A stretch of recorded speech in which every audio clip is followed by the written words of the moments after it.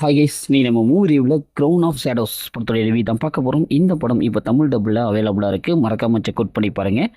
இது ஒரு action adventure ஃபேண்டசிக் மூவியாக வெளியே வந்திருக்கு. இப்போ இந்த படத்துடைய கதையை பார்த்துடலாம்.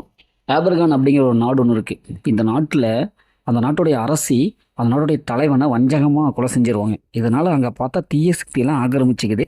இந்த தீய சக்தி அந்த நாட்டில் இறக்கறதுனால சூரிய வெளிச்சமே இல்லை, இருட்டாக இருக்குது, எங்கே பார்த்தாலும் இருட்டு. இப்போ இந்த சுச்சுவேஷன் எப்படியாவது நீக்கி ஆகும்னு சொல்லிட்டு படத்துடைய ஹீரோ அதை நான் முயற்சி பண்ணுறாரு. அப்படி என்ன அவர் முயற்சி பண்ணார், அவர் நினச்சபடி தன்னுடைய நாட்டை காப்பாற்றினாரா இல்லையா, இறுதியில் என்ன ஆச்சு அப்படிங்கிறது தான் இந்த படத்துடைய கதை. இந்த படத்துடைய பாசிட்டிவ் பார்த்தாவே இது நடிச்சு எல்லாமே நல்லாவே பர்ஃபார்ம் பண்ணியிருக்காங்க.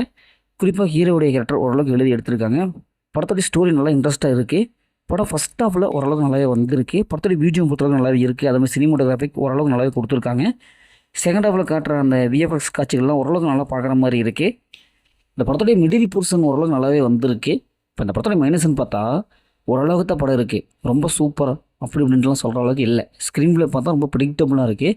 விஎஃப்எக்ஸ் எல்லாம் மொக்கையாக இருக்குது. ரொம்ப இந்த மிருகத்தையெல்லாம் காட்டுவாங்க, அதெல்லாம் பார்த்தா அப்பட்டமாக அப்படியே தெரியுது.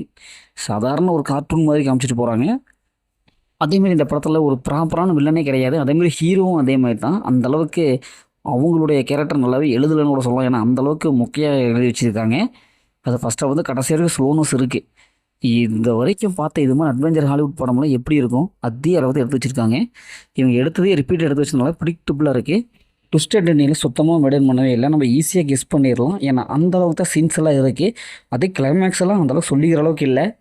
நான் சொன்ன மாதிரி படத்துடைய ஸ்க்ரீன் பிளே பொறுத்தவரை ரொம்ப ஸ்லோவாக இருக்குது. ஃபஸ்ட் ஆஃப் வந்து கடைசி வரைக்கும் ரொம்ப ஸ்லோவாக கொண்டு போயிருக்காங்க.